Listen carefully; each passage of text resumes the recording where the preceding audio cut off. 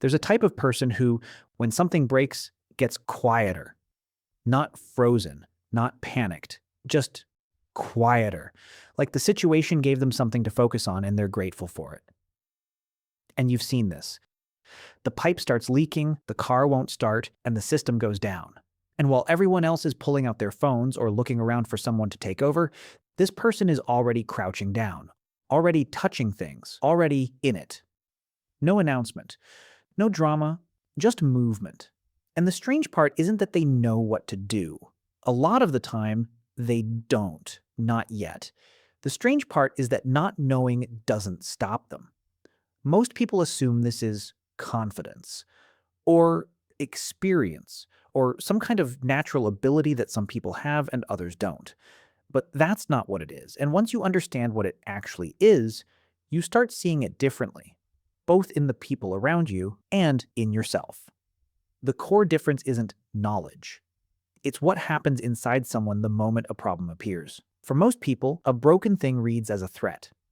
The brain registers it as something wrong, something urgent, something that needs to be resolved immediately or handed to someone who can resolve it. And that response, that spike of anxiety followed by the urge to escape the situation, isn't weakness. It's a learned pattern. Your brain is doing exactly what it learned to do based on how problems went for you in the past. But for the fixer, that same broken thing reads differently. Not as a threat, more like a question that just got asked. And they're curious about the answer. I noticed this in a small moment once. Something broke at home, nothing serious, just one of those annoying things that interrupts your day. And there were two reactions in the room. One person went straight into stress mode, looking around, slightly overwhelmed, already calculating who to call. The other person just went quiet for a few seconds and then started touching things, checking, trying. No plan, no certainty, just engagement. Same situation, completely different internal experience of it. The difference wasn't intelligence, it wasn't even an experience. It was something much simpler. One person believed the situation was handleable, and the other wasn't sure it was. That belief has a name. Psychologist Albert Bandura spent years studying it and called it self-efficacy. And the important thing about it is how specific it is. It's not general optimism, it's not a personality trait, it's the belief that you, right now, can handle the specific thing in front of you. And Bandura found that this belief alone changes how long someone keeps trying when things get hard, how much effort they invest, and whether they read a setback as information or as a signal to stop. So when you watch a fixer work, what you're actually watching is that belief running the engine. The skill comes after. The belief came first. Where does it come from? Almost always from small moments, usually early. A kid wiggles a wire and the lamp turns on. They figure out how to put a bike chain back on, they reboot the machine, and it works. And in that moment, something gets filed at a level deeper than thought. Not just, I did that, more like, the world responds to what I do. That's the rewrite. Because up until then, problems were things that happened. After that moment, they're things that can be moved. Bandura called these mastery experiences, and his research consistently ranks them above everything else as a source of self-efficacy. Above encouragement, above watching others succeed, above being told you're capable. Actually doing it, even something tiny, is in a completely different category. It's the only thing that actually changes the default. The neuroscience behind this is pretty specific. When someone feels completely out of control, when the outcome seems fixed regardless of what they do, the brain produces what researchers call learned helplessness. The amygdala fires, the dorsal raphe nucleus activates, and what follows isn't just stress. It's a kind of motivational shutdown where the brain stops believing that trying would change anything. You've probably felt it, that particular flatness where even the idea of attempting something feels pointless. But when someone believes their actions actually matter, the ventromedial prefrontal cortex activates and essentially puts the brakes on that whole cascade. The fixer's brain, after enough small wins across enough years, has learned a different default. Not shutdown. Engagement. And that difference, repeated hundreds of times across a lifetime, becomes the person you see walking into the broken room like they've been waiting for it. There's another piece of this that's easy to miss. It's not really about confidence. It's about comfort with not knowing. Fixers are not more certain than everyone else.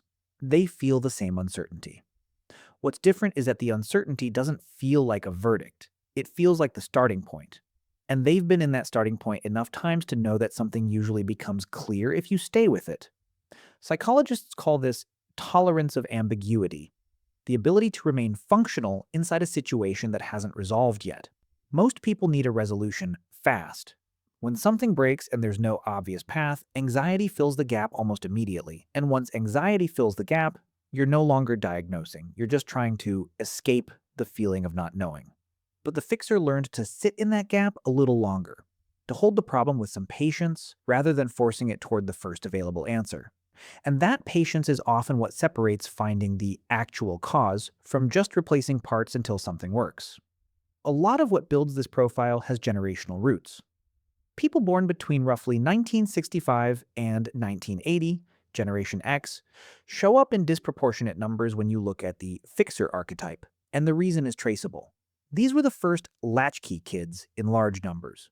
Parents working, empty houses after school, small crises with no adult to call.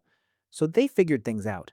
And over the years of that, they built internal machinery that most people never have a reason to build.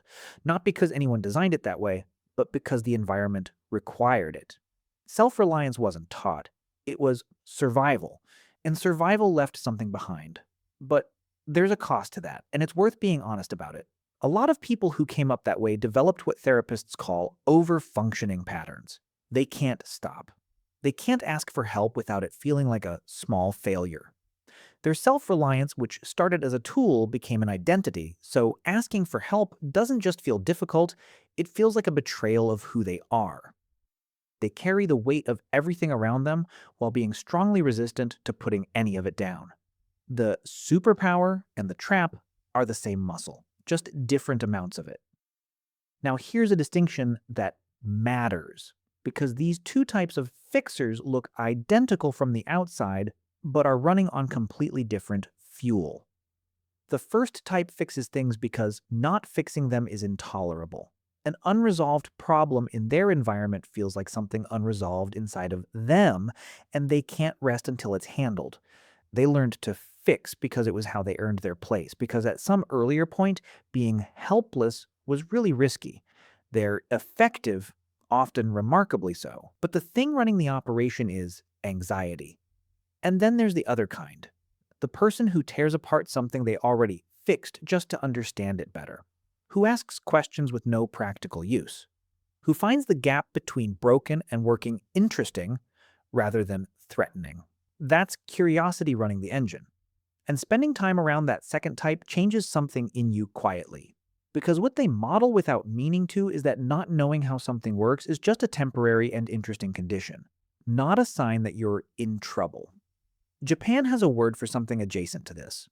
Kintsugi, the practice of repairing broken pottery with gold, so the cracks become the most striking feature of the object. The repaired bowl is more interesting than the unbroken one because it carries its history visibly. The philosophy behind it comes from wabi-sabi, the idea that imperfection isn't something to hide, but something that gives an object its full story. And when you think about fixers through that lens, people who've been through failure and come back from it with something gained rather than just lost, the archetype starts feeling less like a skill set and more like a whole way of being in a world that doesn't stay intact. There's also Monozukuri, the Japanese art of making things, where the act of careful work develops the person doing it as much as the object being made. The shokunin, a craftsperson devoted to lifelong mastery, doesn't separate who they are from what they do. The work is the identity, which, when you look at the fixers you actually know, is often exactly what you're seeing. This stopped being just a personality observation a while ago. It has real economic weight now. In the US, households spend an average of $12,000 a year on home improvement and repair. In Australia, people spend nearly $1,500 every year replacing things that could have been fixed, and across the country, that adds up to $28 billion annually going to landfill instead of a workbench. During COVID, Nearly 80% of American homeowners had started at least one DIY project by May 2020. The fixer instinct was always there. The circumstances just activated it. And what that moment showed is that this isn't a rare personality type, it's a capacity most people carry, but never had a strong enough reason to develop. But fixers are increasingly running into a wall that has nothing to do with skill. Modern vehicles are software platforms. Appliances have proprietary firmware. A 2025 survey of more than 3,000 mechanics found that 73% weren't struggling because they lacked technical knowledge. They were struggling because manufacturers had locked them out of the data needed to diagnose the problem. 85% of DIY mechanics now use a scanner just to find out whether a repair is even possible before they try.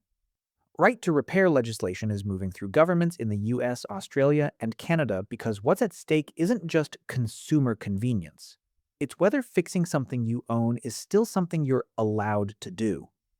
The skills that make someone a fixer also translate directly into some of the most valuable professional roles that exist. Site reliability engineers, the people responsible for keeping complex digital systems from falling apart, earn between $150,000 and over $300,000 annually at senior levels. And what makes someone good at the job isn't the certifications, it's the fixer mentality. The ability to stay functional inside a system that's actively failing and work the problem without panicking. Spatial reasoning, tolerance for ambiguity, comfort holding multiple hypotheses at once. The cognitive profile of the fixer is genuinely rare, and the market reflects it. There's also something worth saying about what repair does to the space itself. Environmental psychologists have found that the home is the primary place where people recover from external stress, and the condition of that space has measurable effects. People in well-maintained, organized spaces report lower anxiety and better sleep. Small intentional changes to a home environment can reduce self-reported stress by 21% over 6 months. The fixer who keeps their environment functional isn't just solving mechanical problems. They're maintaining the one space where everything else gets processed. Every repaired thing is also a held sense of control over the place where they recover from everything that can't be controlled. So what does any of this mean if you're not a fixer? If the whole idea of being this way feels completely foreign, the first thing worth knowing is that it isn't permanent. Bandura's entire framework is built on the premise that self-efficacy develops through experience, specifically through small, direct, successful ones. Not big repairs, not difficult projects. Just, you tried something and it worked. You tightened something. You made the call instead of waiting. You stayed with a problem one beat longer than you normally would, and something became clear. That's where it starts. Not with competence, with the first small moment of it. Because once your brain sees that you can stay engaged without shutting down, it starts giving you more room. More situations feel like something you can step into rather than away from. And over time, without forcing it, without a big decision, you become a different kind of person in relation to broken things. The entry point is just smaller than most people expect.